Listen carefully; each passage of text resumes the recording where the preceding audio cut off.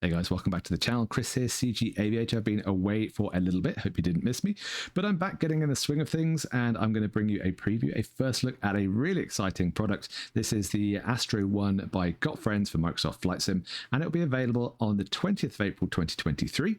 It'll have an introductory sale price until the 27th. It'll be $9.99, and after that date, the 27th, it'll be $12.99. Available on their official website, and you'll be pleased to know on the Xbox, and of course the marketplace as well. So release is coming very soon. If you need persuading about whether to get this is the video for you, but I'm telling you now, it is a lot of good fun, and especially for you Xbox users or anyone that uses a short throw joystick or a controller, then this is excellent fun. So here we are at Renton. I've just parked it up against this Boeing aircraft to give you a sense of scale about it. And the thing looks brilliant. I mean, look at this. It's based on the Jetson One, which is a real product available for just shy of $100,000. But the difference is you can't kill yourself in this one, so you can do what you like. Now, I've got it here with the extra bells and whistles on the outside, so I've got the prop guards, and I just think it looks a little bit nicer like this. And later on, I'll show you the neon liveries. There are 21 liveries included with this. Lots of good fun. Lots of extra lighting as well. So we'll do a nighttime flight of the racetrack that gets included at the end of this video. So that's what the outside of it looks. In fact, let's have a look in detail, because you guys like to see it up close. It looks brilliant. They've done an excellent job with it. I think it's outstanding. You can see battery packs underneath the seating. You've got different seating options, which I'll take you through in just a minute. But overall, it is a stunning little device, but it is teeny tiny. So let's jump in the cockpit and start it up. So here we are on the cockpit. It is a very simple layout with a simple screen. It is not entirely like the Jetson One. They've had a little bit of poetic license, and I think they've done a great job with making this really functional and very simple to use. But let's talk around some of the features. So we're sat here in a bucket perspex seat. We can click on the button buckle, and we can have a carbon fiber bucket seat. Let's remove that because I like seeing around. Underneath, you can see various click spots around the place. This is actually a battery, so the battery indicator's on the screen. I'll show you that in just a minute. In fact, let's do that now. Now, the battery is toggleable via master battery button, so or you can press on the button on the left of the screen. So here we go. So it goes up as it goes through its little start cycle. It is done, and we've currently got it on sports mode, but we'll do some of that later. If I zoom into the screen here, you can see lower right, we've got 100% charge because I have already charged the batteries. But if I needed to charge the batteries some more, because it does run out of juice pretty quickly, I can click on the battery under the seat. It goes to a custom view outside. I just click on the battery to recharge those and then jump back in. If it doesn't snap back into the cockpit, you can have a reset view button or a custom camera view for your cockpit view. But there we go. So you can recharge the batteries that way. The left-hand side, we have the throttle. Now, of course, you don't have to start the engines. It's electric, so if you power it up, it will start the propellers moving. But on the throttle gauge here, we have a boost button. We'll talk about boost in a minute. We also have the LiDAR, or the terrain following function altitude setting. That is combined with the prop pitch axis. So I can do it with my prop pitch axis that I've set up. And of course, you've got the throttle included in that. If I zoom out again, we have this click spot where your feet would go. If you click that, you have your prop guards. I think they look absolutely amazing, so I'm going to keep them on. But if you have those on and you switch off the power, the props don't fold back in again.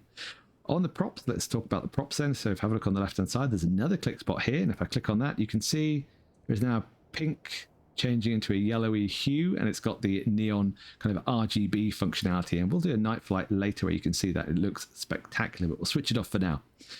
What else we've got? We've got the control column on the right hand side. You can see here on the left hand side, I think it's the tracking for the terrain. So we'll talk about that in more detail when we're airborne. On the right hand side of the square, I think is the hover, and the triangle gives you sport modes, and they are assignable with buttons. So you can have toggle landing light for hover, toggle strobe light for sport mode, and toggle beacon for the boost button, which is down here, and the toggle taxi light is for the terrain following ability. Cool, lots going on. Hope you still follow me. Up on the front here, you can put some mirrors. There's a couple of click spots to add and remove the mirrors. They're not overly reflective, so I'm going to remove them just for better visibility.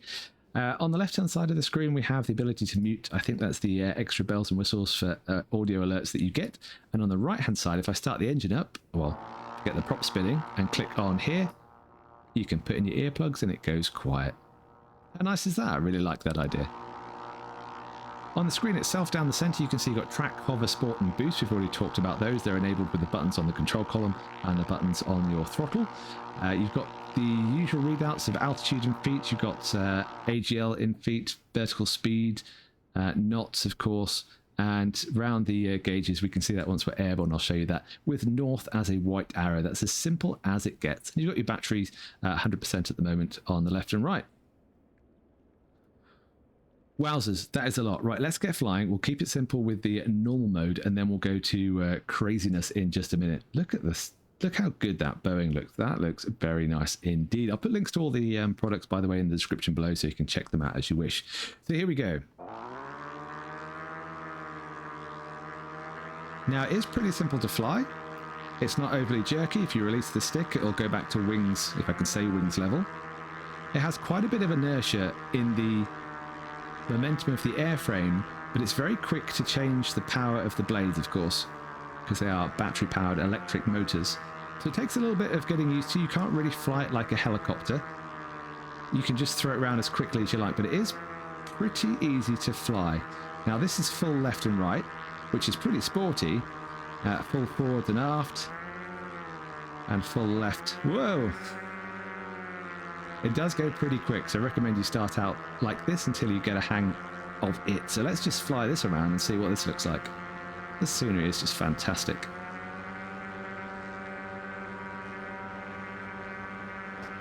There's full power, got 8,000 RPM, about 17 knots I think that is. And it turns on an absolute dime. I'll do a demo of that when we get round to looking at the other scenery. We'll go in there in a minute and just check it out. But in this mode, you can't do aerobatics. Very, very difficult to do aerobatics in this mode, so I don't recommend it. Save that for the sports mode. Sports mode then. Let's chuck that on. So you can click the arrow, the down arrow, or the triangle on your control, or you can have strobe light. There we go. Toggle strobe light. Now I'm in sports mode. This doubles your control input. So your roll is double, your pitch and yaw is all double. It goes like a crazy thing. So in this mode, you can do aerobatics. Well, you can turn around very quickly. It is mind-boggling and very difficult to control, especially when you're flying through a nighttime course. But it does allow you to do absolutely crazy things with almost no inertia on the airframe. So I really, really like that. Whilst I transit over here towards the interior of this scenery where they're making the Boeings, you can do aerobatics. So if you pull up and roll, here's an aileron roll. Now you heard me power down as I went over because there's no collective, nothing like that, nothing like a helicopter. It's just the throttle powering the speeds of the blades. Now if you have full power when you're upside down, it will suck you down to the ground very quickly. Now it's not so evident when you do a roll like that, but if you were to do a loop with the power on full throughout, then you will plummet to the ground. So if you want to do a loop, pull up, power down before you go over the top, and then power back on again. And it's fairly simple, but it's really nice that you have to add that little bit of extra over the top, otherwise you will crash. Here we go, in we go. This is absolutely nuts. My computer's going, what are you doing to me? Don't be so crazy. Oh my goodness. Oh, I'm going up here, I'm going over here. Oh my goodness, what is going on? There's a person on the ground. Let's see if I can... See what I mean about turning on a dime? Wowzers. Oh, probably hit that. Oh, the door's shut. That's no good. Right, let's go back out this way before I hit something. Oh, neat. Good timing. Thank you very much. There we go. We've covered aerobatic, sports mode, all that good stuff. What we need to cover off with hover mode. Let's just have some fun with this thing. Whoop.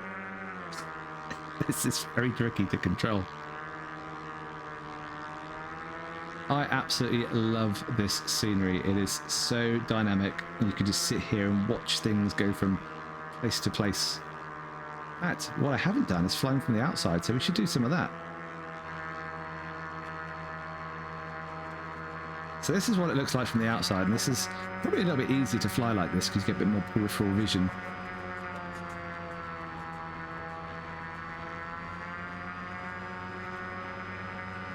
Let's take it this way.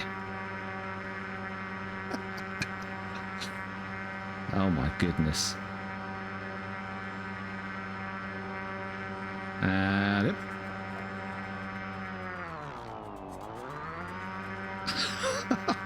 That a beginner's luck. Beginner's luck was what that was.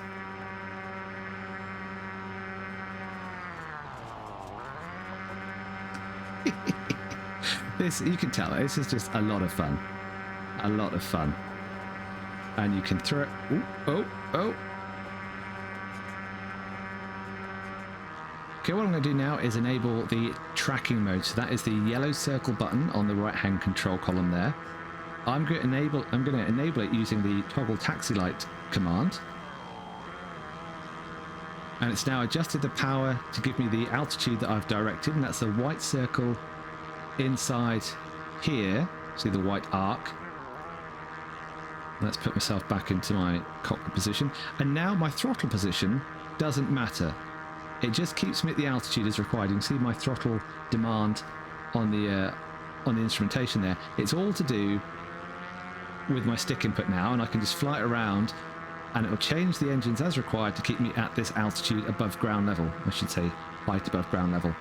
Now if I up that, I can set it all the way up to maximum. I can't remember what the maximum is, about 100 feet or so.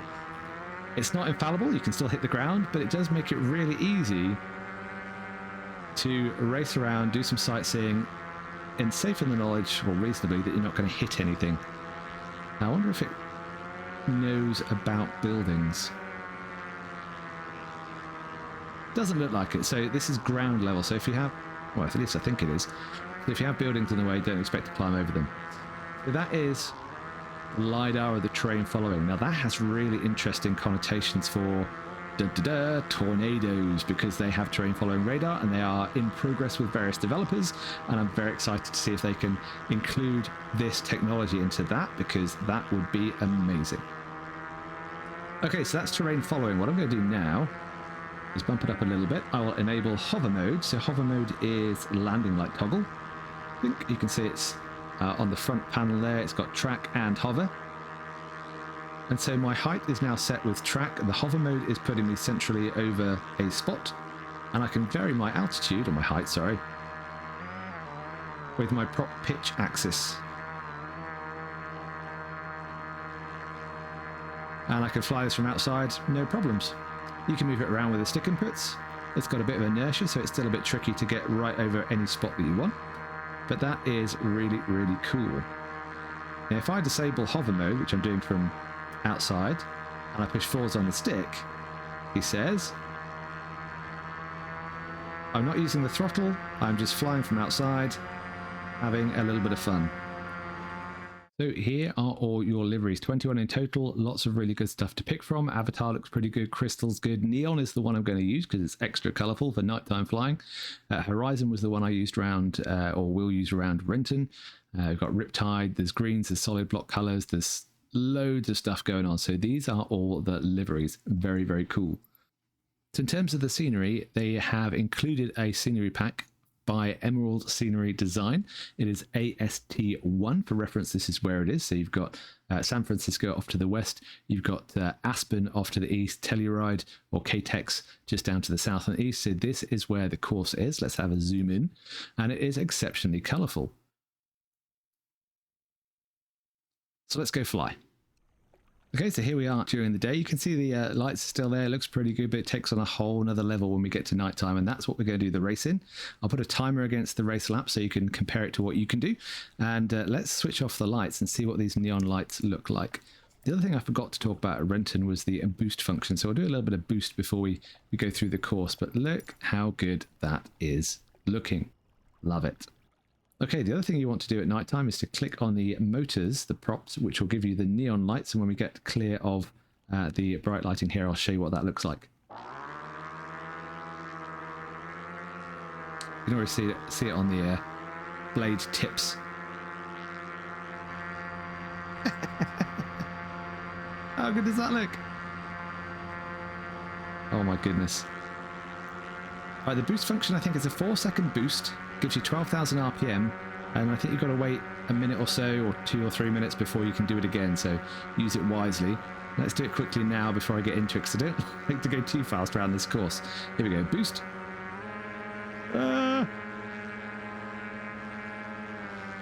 Okay, let's do this.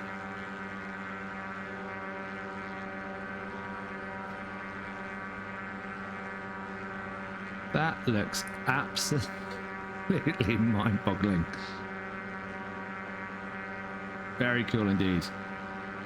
Okay, thing to remember about this is that you've got to follow the blue chevrons, because left and right of you are actually a valley that you can't quite see. So if you err too much off course, you'll hit the wall. You can do it during the daytime. It doesn't look half as good as it does during the nighttime.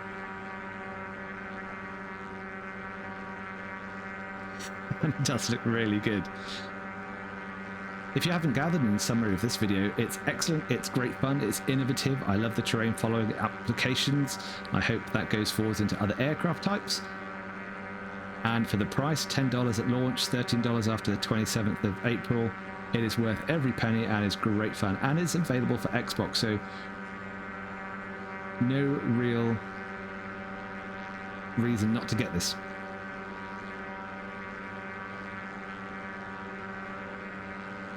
Excellent reflections off the water. And try not to use yaw too much. This is pretty tricky. Get around here.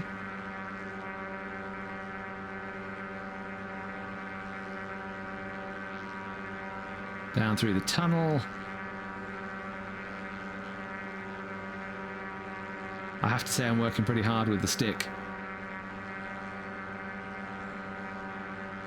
Would definitely be easier with a Xbox controller, I think, I have to admit.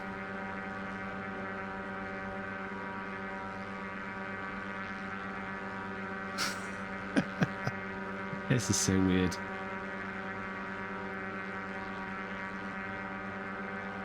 Almost there. I'll let you know my time. You can compare it to yours. Let me know in the comments what you get. Once it's released, I'll be interested to see, and maybe we can have a little bit of a challenge as well.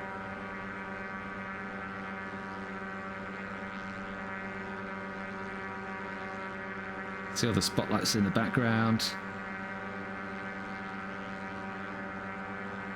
One last up and over, I think.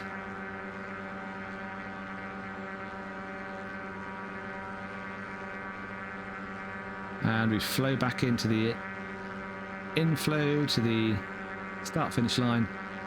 Then you can go around and do it again, or you can peel away and try and land it back on the pontoons. But I hope you enjoyed that video. If you want to support the channel, please hit that like button. Even better, hit the subscribe. It's always very much appreciated. But until the next time, take care, fly safe, and just have fun.